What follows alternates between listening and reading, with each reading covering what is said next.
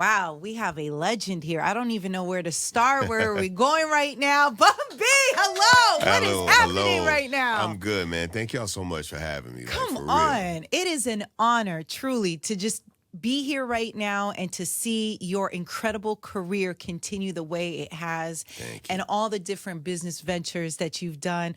I'm happy. These are the moments that we look forward to, right? It's just to be able to evolve. And here you are putting out a new album. Yes. Like, it hasn't slowed down whatsoever. No, that's the beauty of what we've been able to create, is that we don't have to compromise our cultural integrity or our interactions. You know what I'm saying? I built a business specifically in a way that I can be who I am naturally.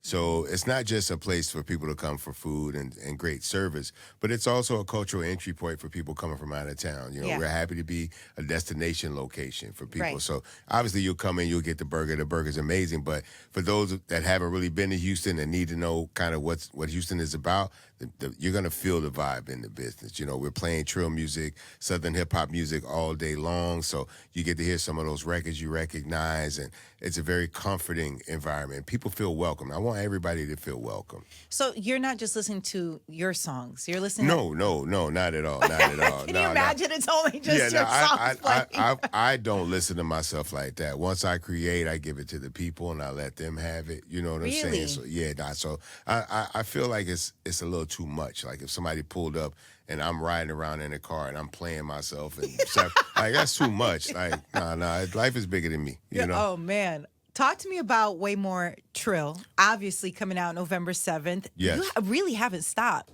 No. I mean, look, I believe that, you know, when the older you get, the more active you have to continue to be.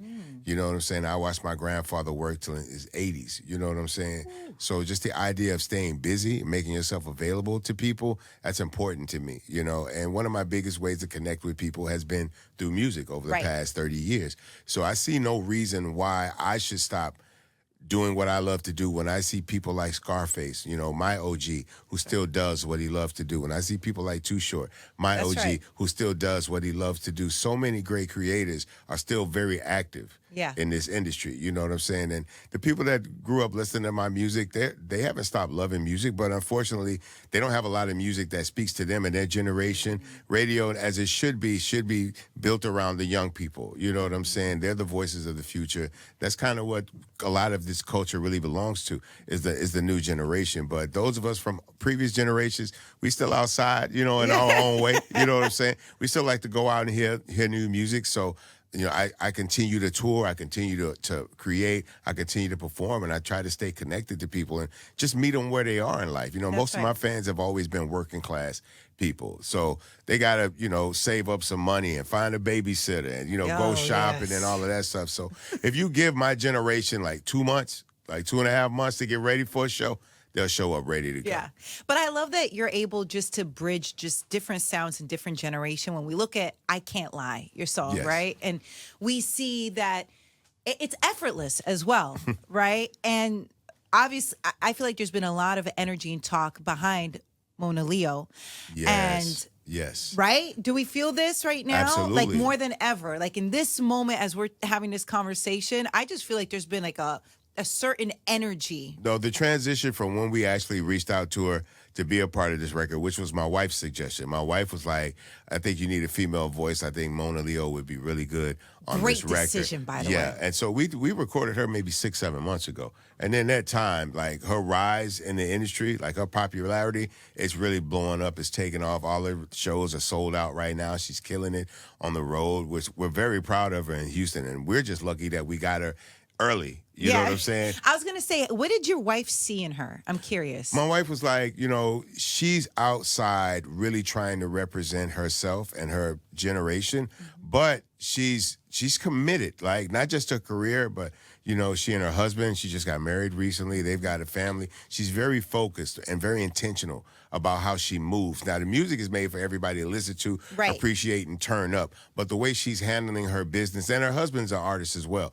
So they have a great way of navigating through these waters. He's releasing new music. She's releasing new music. But they're very focused on making sure they keep their family together, making sure they're making time as parents for their child. You know what I'm saying? And that's the kind of thing I want to see from young people. You know what I'm saying? Go out there, get your money, turn up, you know what I'm saying? But make sure home is taken care of. Of course. And I love that you listen to your wife. Oh, no, absolutely. What else has she told you that was 100% correct? Like, just go ahead and, give her the flowers that she deserves. I don't have enough time to tell you, right? Like, to be honest, and, yeah, no, and I bring my wife into every situation. I bring my wife into business meetings. I bring her into the studio. She comes to concerts. Pretty much everywhere I'm at, with the exception of today. She didn't come here, but she's in New York. She's here in New York with me. But I offer her an entry point into what I'm doing because she gives an alternative perspective. So I go into a business meeting and I'm looking at this person and that person because that's who I'm there to speak to. Right. Meanwhile, she's looking at what everyone else in the room is doing, right. How people are reacting to the conversation, that the people I'm there to see, how we're having that conversation of other people taking notes. And she might be like, who was the dude in the blue shirt? Yeah. And I was like, oh, that's the assistant.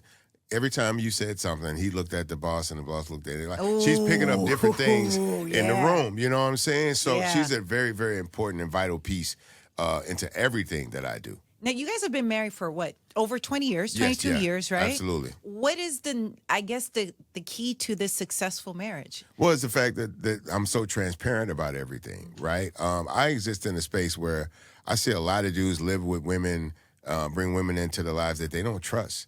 So, like, they don't have access to different accounts. They don't know where all the money is. And that never really made sense to me because that's your first line of defense if something happens to you. Yes. And I never understood why somebody would have a woman in their lives or anyone in their life that they wouldn't trust. Right. Especially the most important role. Like, a wife is the most important role. She plays the most important key into a lot of things coming together and working in your life. Why would you share that with somebody that you didn't trust? That don't make no sense to me.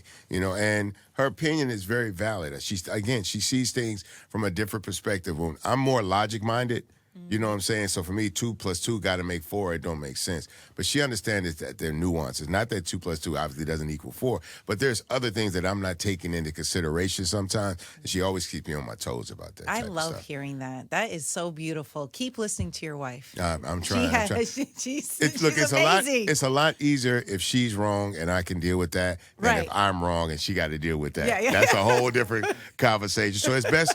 I realized after trying to do everything my way, I was like, you know what? Let's just give her away a shot. Yeah. And then it worked, and we just kept doing it and kept doing it. And now she's a vital, integral part of everything that we do. Wives, I hate to say it, we're the most important, man. Look, it's just easier. Yeah. It's just easier. It is. It's easier. Okay, I want to talk about your song Better Believe It. Yes. Because first off, I love La Russell. Never had a chance to have a conversation with him. No idea who he is or anything, but everything that he stands for, so far, I'm liking it. It's inspiring. It's really inspiring to watch somebody take on the world like this. Yes. You know what I'm saying? Yeah. It's obvious that he's underestimated, right? It's obviously that he's not fully funded like a lot of people are in the industry. But none of that hinders him from getting his message to the people. He thrives in that. Yes, absolutely. I believe that he knows that the key to everything he's trying to get to is through the people. Yeah. So instead of thinking that I have to go through this outlet or this platform or these people to get to those people, he's just dialing it in direct. He's going peer-to-peer directly to the people, offering them an entry point and offering them a place to be like a full part of the process. You know what I'm saying? Letting people be executive producers of the album, letting people pick what they want to pay for music, doing concerts in his backyard. Yes. You know what I'm saying? That leaves little to no separation between yourself and the fans. When your fans know where you live, there's no separation at that point. So they can either choose to aggravate you or protect you. And I feel like the way he presents himself to people, they want to protect him. I think he's a perfect example of that can-do spirit, that DIY, West Coast, Bay Area mentality of doing it outside of the system. And they want to see him win. He's a man of the people. So the people will elevate him. They'll protect him. They'll encourage him. And I just felt when Corey gave me this track, I was like, this is inspirational. This is uplifting. This is motivating. We got to put an artist on this that reflects that. And La Russell was the first and only choice, in my opinion. Let's pull Corey Mo in, who obviously longtime producer with you. Yes. So did you initially know, you're like, I don't know if Bun B's going to like La Russell, or did you know immediately, like, this is going to be a situation?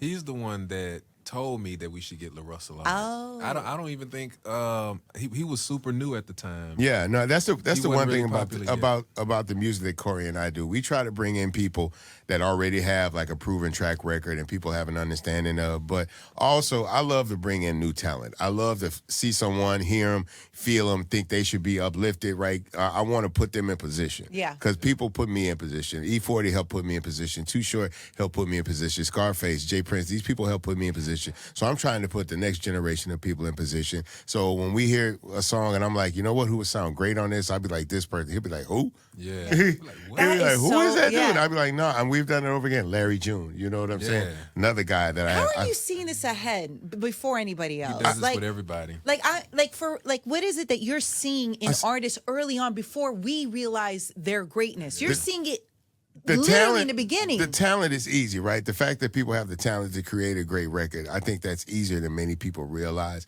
right? But the idea of the character of the person, the drive, what's motivating them, how intentional are they about their message, those are things that separate artists, right? And you don't have to be an old, grounded, seasoned artist to have that, right? It's something that's very clear. And every now and then I see a little bit of myself. I see myself fighting the system, you know what I'm saying? Overcoming the odds, you know what I'm saying? Trying to make my dream and my team's dream come true. And that's a big thing that I liked about LaRussell, because it's a collective. Yeah. It's not just about him. He's trying to create something for him and every single person on his team. And that's kind of the thing I like about it. Same thing with Mona Leo, too. I didn't know who she was, and he'd send me to Instagram and say, yo, she finna blow.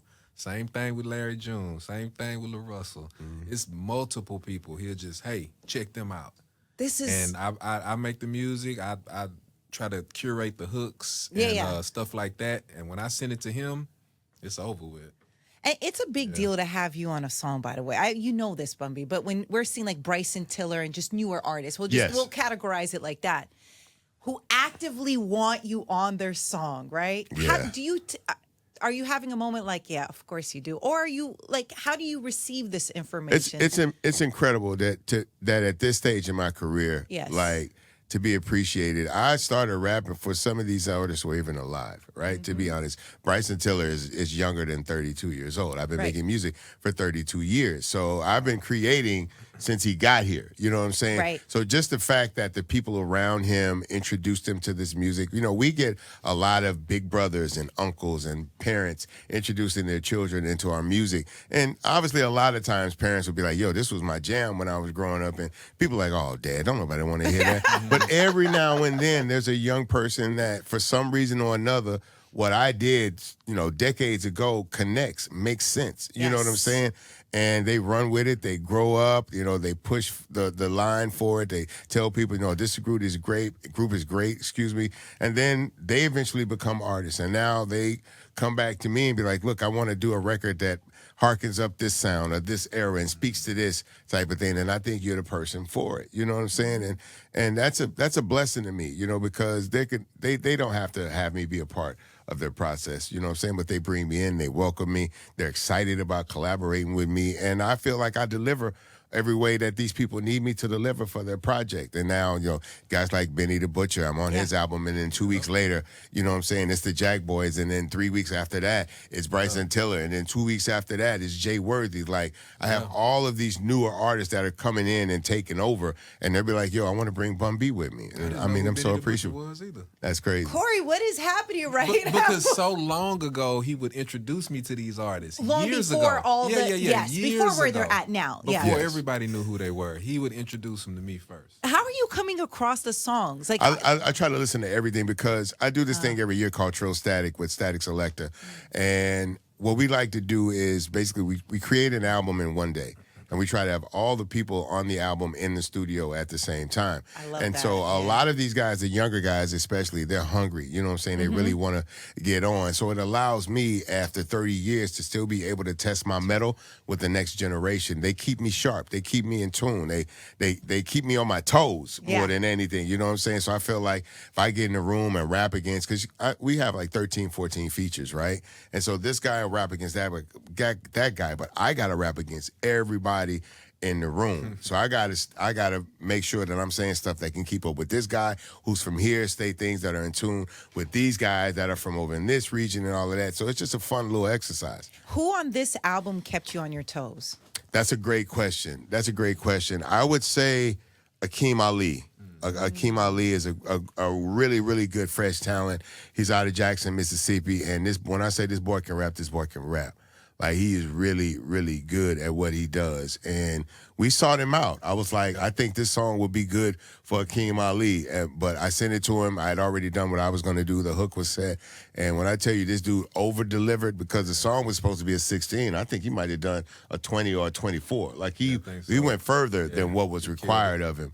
And I didn't change a word of it. I thought he nailed it. And that's going to be another guy that you hear in about a year from now. You're going to be like, yo, Bun B was the first one to tell me about that dude. This kid is really, really talented. Have you ever thought about having your own label and just putting people on in general? Like, just like from the very beginning? Or is that too much work? It feels like it's a lot. I thought about it, but I don't want to be beholden to artists in that way. I would love to just motivate them, put them in position, give them a phone number, help them take a meeting. You know what I'm saying? Let them get in front of the people that they need to be in front of.